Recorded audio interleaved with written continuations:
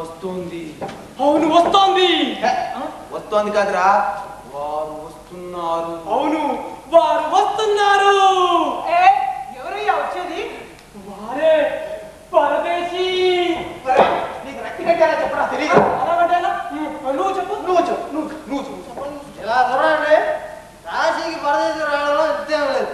కానీ ఇలాంటి మన మధ్యలో వచ్చి మమ్మల్ని ఇబ్బంది పెట్టారు. మేము మీరు ఆ తాగొచ్చి మాట్లాడటం లేదు మిశ్రాజీ. ఇప్పుడు మీ ముందు ఒక అద్భుతం చూపిస్తాము. ఏంటా తలపిసు?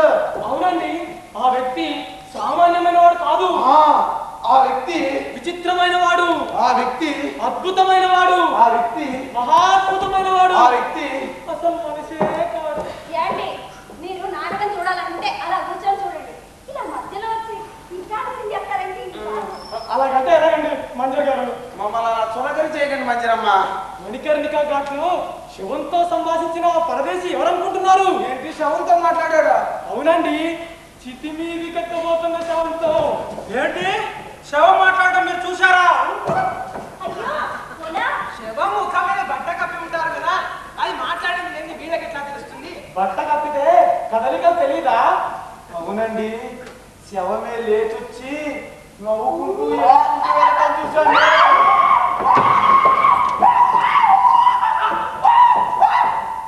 అరే ఏదో విచిత్రం అనుకుంటుంటే ఇప్పుడే గుర్తొచ్చింది. ఏం గుర్తొచ్చిందిరా? ఆ పరదేశీ కళ్ళు మిటకరించట్లేదు. అవును, కన్ను రెప్పలు కూడా ఉన్నట్టు లేవు.